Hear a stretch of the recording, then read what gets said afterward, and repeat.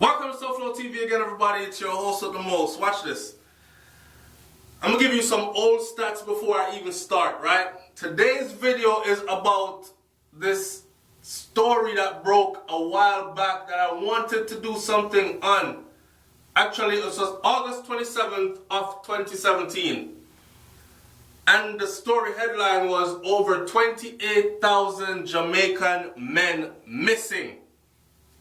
Over 28,000 Jamaican men missing.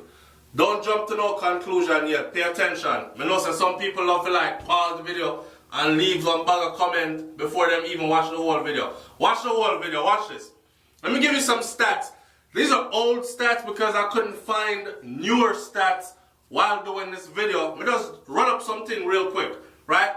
And according to newsamericanow.com, the Caribbean total undocumented population as of 2012 in the United States of America, although only broken down by 3 countries. So this number comprises of the Dominican Republic, Haiti, and Jamaica.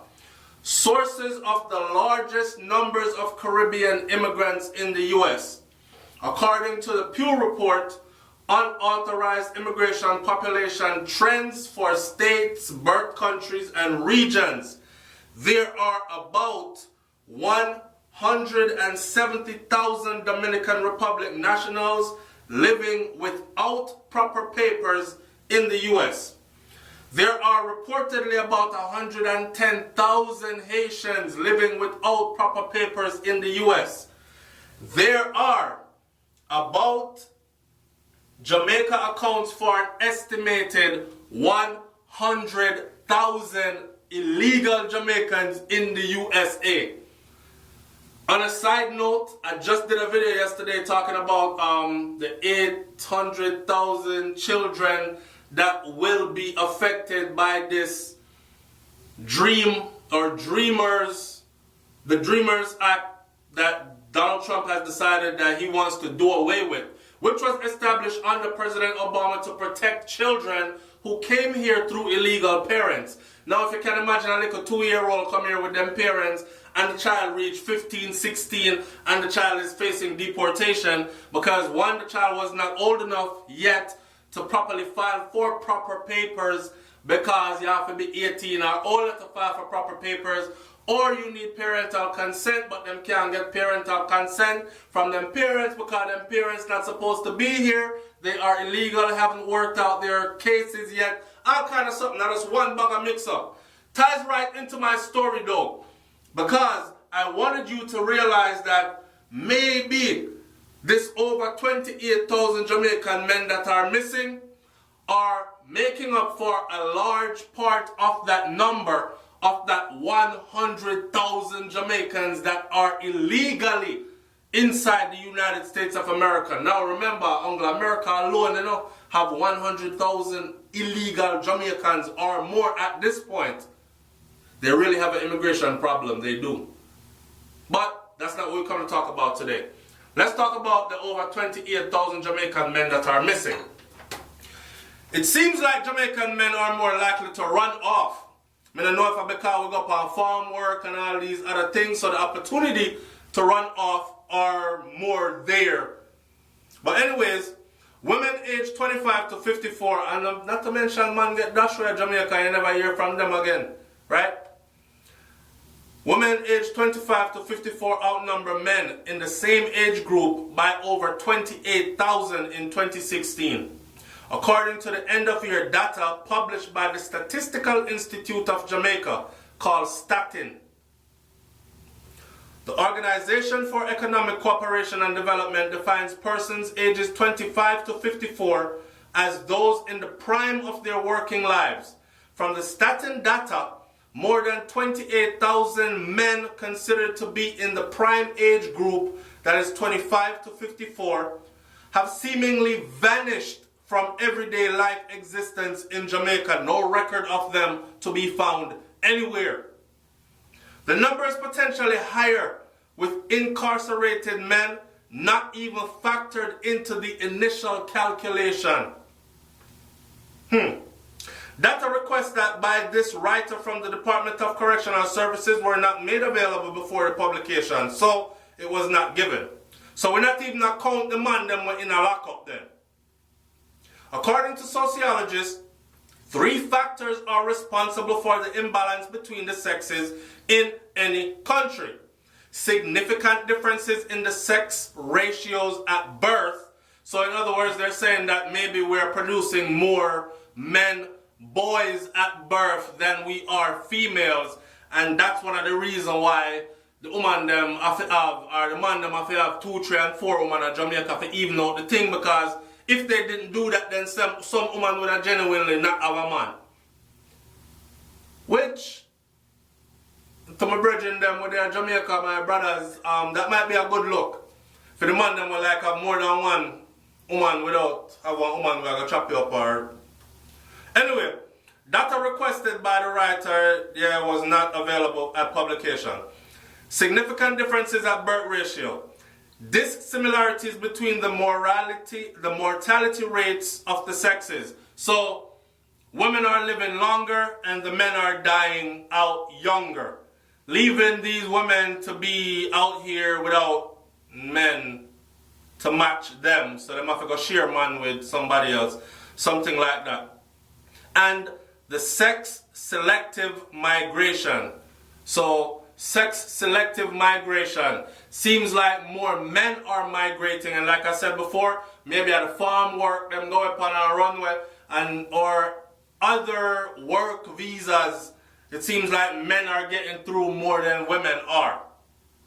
However, with males outnumbering females at birth at a ratio of 1,040 to 1,000 on average, a low male birth rate is not a factor in Jamaican men going missing later on in life. According to experts, the disappearances of Jamaican men in the prime age group is predominantly due to premature death and immigration. So, a lot of us are dying at a young age, and a lot of us are going away, whether legally or illegally. We see more men dying, more men in prison, and more men becoming susceptible to crime, drug use, and being the victims of murder, Warren said. So in that sense, Jamaica has a serious problem because we are losing a significant segment of the population in terms of its contribution to the productive endeavors of the society, he added. I could see how this could definitely benefit Jamaica in a negative, or you can't benefit negatively. I could see how this could hurt Jamaica, right? Dr. Donato Dennis, an economist and lecturer at the University of the West Indies, agrees with Warren. Dennis argued that the absence of men can have a perverse impact on the economy of the country. Jamaica has a very labor-intensive economy. Hence, an upward push on the cost of labor will have a dramatic impact on the cost of production. Men absorb a good proportion of these labor-intensive tasks, but the supply of men is not here. Hence, their absence has a direct bearing on the cost of production of the economy, he said. Certain jobs that are traditionally associated with men, mostly like technical, scientific, mechanistic, and laborious jobs, would have a lower supply of labor. If women are not filling in the void in those jobs, for instance, the job of a mechanic, or a computer engineer, or a mathematics teacher, then the lower supply of labor would drive up the price of those services. I didn't know a woman can be maths teacher or computer engineer. What the fuck? Anyway, this will have a direct impact for the cost of living and add an inflationary pressure on the cost of production. All of these will have a negative impact on the growth and potential of the economy.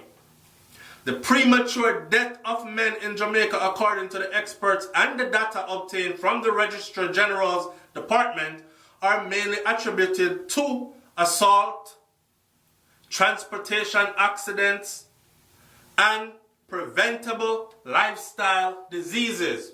So, the man them kill off themselves in Jamaica, right? At record numbers. And he's saying that majority of these deaths are attributed to assaults. That means a man get chopped up, stabbed up, shot up. Transportation accidents. Dilly-dally on your bike too fast, crash up in a truck, rev out your car engine, head on with the next car. You know, so Jamaica gonna stop have these crazy car accidents, motor vehicle accidents, be it bus, car, truck, bike, and preventable lifestyle diseases. Preventable lifestyle diseases, no. So in other words then, abstain from sex and beat off your hood. Nothing wrong with it, are your own. Before you go push it in something dirty and catch AIDS. And then you're afraid to go tell everybody say you have AIDS. And you don't want to take your medication so you're dead out quick. And these kinds of things. The premature death of men in Jamaica, right? In 2015, a murder rate of 44 per 100,000 residents ranked Jamaica among the top 5% per capita national homicide rates in the world, according to 2016 Crime and Safety Report done by the U.S. State Department. With the bloodletting throughout Jamaica seemingly unchecked, a year later, 2016, virtually 50 individuals per 100,000 were murdered, a 12% increase, and we know now in 2017 that we are outdoing that number, right?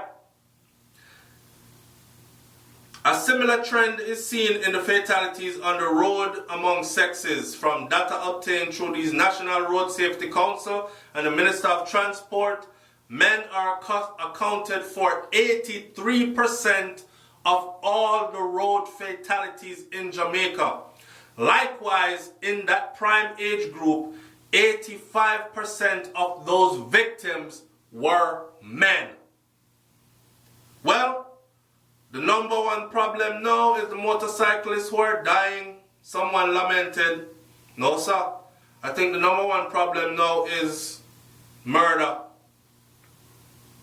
Somebody said that Jamaican men are macho and they don't want to obey or listen, and they believe whatever is wrong with them, they can just go tough it out and it will go away. So, when you have men with these promiscuous lifestyle diseases that are reluctant to see a doctor to receive treatment, like me just said, then they pass it on to their wives and their girlfriends because it is in their interest to keep their men alive. He added that, Doctor, alright, I'm not going to read no more of that. So a large number is due to immigration then. It is hard to make a living unless you hustle. You cannot live on your salary in Jamaica. It is a fact of life. You cannot ask for an increase because of the IMF or International Monetary Fund restrictions. So that is why most men either migrate or they express themselves through drinking, speeding, or other risky lifestyles and activities. You know, we have to go start, we have to go do better than this, you know. We have to go stop live them way here and then blame it upon poverty. I understand that poverty is traumatic. It is a traumatic experience. And I know say over a period of time, some people can actually kind of get used to it, but it is something that you actually never really get used to.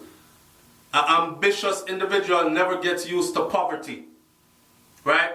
And when time people lose hope and start to say, yo, but we have to stop doing that. We got to stop making these excuses for a reason to live promiscuous and dirty and risky and kill off ourselves at the rate that we're killing ourselves off at. So, here's what I want you to do, my audience. These experts agree that the problem causes social ills in communities and impact the growth of the Jamaican economy. So it impacts Jamaica all the way around. Right? So you have woman we have to share them man, you have man we have 3, 4 and 5, woman you have woman we have chop up and fight and a woman for a man because she can't find man, and if she do find a man, she knows that she have to go share him too because man shortage about. So it seems like the man shortage thing in Jamaica is very real. Now with 28,000 Jamaican men missing, they've just given a bunch of reasons why they could be missing, or they've given a bunch of factual reasons why they've been missing. I want you to talk up in the comment section below. Like, comment, share, subscribe to SouFLoTV. Y'all know how we do over here already, man. I'm up out of here. Peace.